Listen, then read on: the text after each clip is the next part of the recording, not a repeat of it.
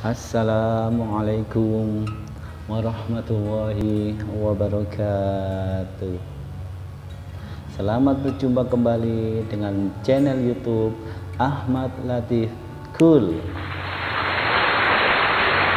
Melintas ke Pulau Karang, kita berlabuh melihat karang. Ada orang manis sayang, berbagi ilmu dengan penonton tersayang. Alhamdulillah, puji syukur kehadirat Allah Subhanahu wa taala. Kita bertemu kembali dalam channel YouTube Ahmad Latif Cool. Selalu salam dan pujian kepada junjungan kita Nabi besar Muhammad sallallahu alaihi wasallam. Para penonton yang dirahmati Allah Subhanahu wa taala, pada pertemuan kali ini saya akan menceritakan tentang kisah Nabi Zakaria alaihi salam. Penonton yang dirahmati Allah Subhanahu wa taala, Nabi Zakaria alaihissalam itu ayahnya pertama Yahidah bin Yusahabat bin Asa bin Abiyah bin Rahabin bin Sulaiman. Jadi kalau diurut-urut, Nabi Zakaria ini masih ada keturunan dengan Nabi Sulaiman. Kemudian ibu Nabi Zakaria alaihissalam bernama Asia binti Imran. Nah, Imran ini adalah ibu dari Imran ini adalah ayah dari ibu Maryam. Ya, para penonton yang dirahmati Allah Subhanahu wa taala, sedang istrinya Nabi Zakaria itu bernama Ilyasa bin Fakut bin Qabil. Nah, para pemirsa yang dirahmati Allah Subhanahu wa taala, Nabi Zakaria alaihissalam diberi amanah untuk merawat Maryam binti Imran. Ya, nah apapun yang terjadi, Nabi Zakaria harus merawat Maryam.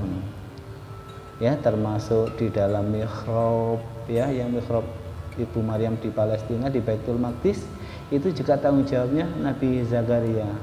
Nah, makanya ketika Nabi Zakaria ini penasaran dengan bagaimana makannya ibu Maryam, ya, Nabi Zakaria mendatangi ibu Maryam, ditanyakan bagaimana perihal makanannya. Alhamdulillah, ya, setiap selesai bangun sujud, selesai bangun sholat, alhamdulillah Allah Subhanahu wa taala memberikan makanan kepada ibu Maryam. Itu yang terjadi tiap hari. Makanya ibu Maryam nggak pernah keluar sama sekali, karena tiap hari ibu Maryam dikirim langsung oleh Allah Subhanahu wa taala makanan dan buah-buahan. Dan anehnya, buah-buahan itu adalah buah-buahan musim panas atau musim kemarau, padahal waktu itu adalah musim dingin. Masya Allah, luar biasa, itu keanehannya, ya.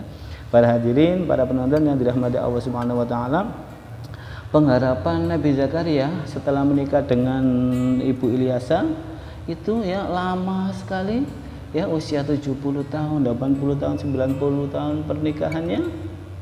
Ya, Nabi Zakaria belum dikaruniai seorang anak. Ya, nah Nabi Zakaria ini kenapa sih kok mengharapkan seorang anak? Karena yang ditakutkan oleh Nabi Zakaria alaihissalam ini adalah ketika beliau wafat, ya, tidak menurunkan seorang keturunan, takutnya nanti umatnya itu akan merubah atau menambahi tatanan dalam kitab Nabi Musa. Ya, jadi takutnya seperti itu. Takutnya nanti ditambahi kitab Taurat itu, bahkan dikurangi, takutnya seperti itu, ya. Pengharapan panjang, tiap hari berdoa kepada Allah Subhanahu wa taala. Begitu juga ibu Ilyasa selalu berdoa mengharap kepada Allah Subhanahu wa taala supaya Nabi Zakaria dan ibu Ilyasa ini dikaruniai seorang anak. Ya, tiap hari berdoa mohon kepada Allah, ya Allah, berikanlah kami keturunan, berikanlah kami seorang anak, ya Allah. Ibu Ilyasa juga begitu, Nabi Zakaria juga begitu, tiap hari berdoa mohon kepada Allah supaya diberikan keturunan. Pengharapan yang panjang itu akhirnya dijawab oleh Allah, diijabahi oleh Allah Subhanahu wa taala. Ya, pada waktu itu, pada genap usia kurang lebih 100 tahun, yang dalam usia tidak muda lagi, yang sudah tua itu, alhamdulillah atas izin Allah Subhanahu wa taala, ibu Ilyasa, istri Nabi Zakaria ini bisa hamil. Nah, tanda-tandanya apa kalau ibu Ilyasa ini akan segera hamil? Allah memberi petunjuk kepada Nabi Zakaria. Ya, pada waktu itu ada sesuatu yang menakjubkan. Ya, Ibu Ilyasa, istri Nabi Zakaria, itu tiba-tiba tidak bisa ngomong. Ya, tidak bisa ngomong, tidak bisa berbicara, nggak ada suaranya sama sekali. Loh, kalau ngomong bagaimana? Kalau ngomong ya dengan isyarat. Ya, kadang dengan anggota badan, ya tangan, ya kepala, dengan mimik mulut bersuara, kadang dengan alat. Dan itu terjadi selama 3 hari 3 malam. Ibu Ilyasa, istri dari Nabi Zakaria ini nggak bisa ngomong. Nah, itu menjadi pertanda bahwa Ibu Ilyasa ini hamil. Alhamdulillah, ya, Masya Allah Subhanahu wa ta'ala, di usia yang tidak muda lagi, pada usia yang sangat tua sekali, Ibu Ilyasa dan Nabi Zakaria ini alhamdulillah dikaruniai seorang anak. Alhamdulillah. Jadi cita-cita Nabi Zakaria untuk penerus perjuangannya berdakwah menyebarkan agama Allah, agama tauhid ini terkabulkan, dijabai oleh Allah Subhanahu wa ta'ala. Dan akhirnya ya, ketika sudah dilahirkan, bayinya ini diberi nama, yakni adalah Yahya, yang akhirnya menjadi seorang nabi, yakni Yahya alaihi salam.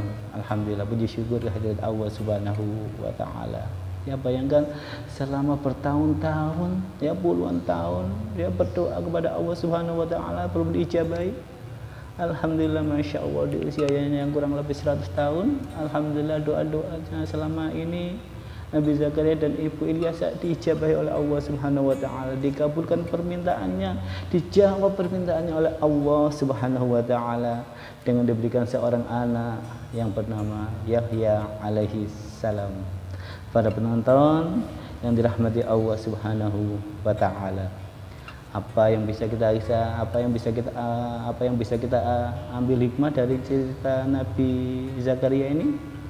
Hikmahnya adalah dapat kita jadikan teladan untuk memperoleh keinginan itu. Kita harus berusaha sekuat tenaga dan terus berdoa kepada Allah Subhanahu wa ta'ala. Kita tidak boleh putus asa. Setiap cobaan yang diberikan kepada kita oleh Allah Subhanahu wa ta'ala itu pasti ada hikmah yang luar biasa, ada hikmah manfaat yang baik untuk kita semua. Para penonton yang dirahmati Allah Subhanahu wa ta'ala, jangan putus asa.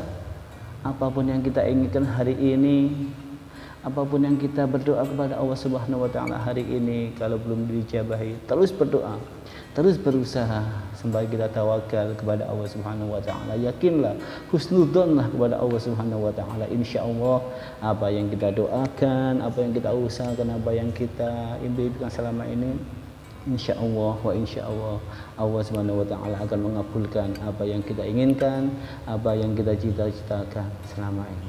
Kita harus yakin.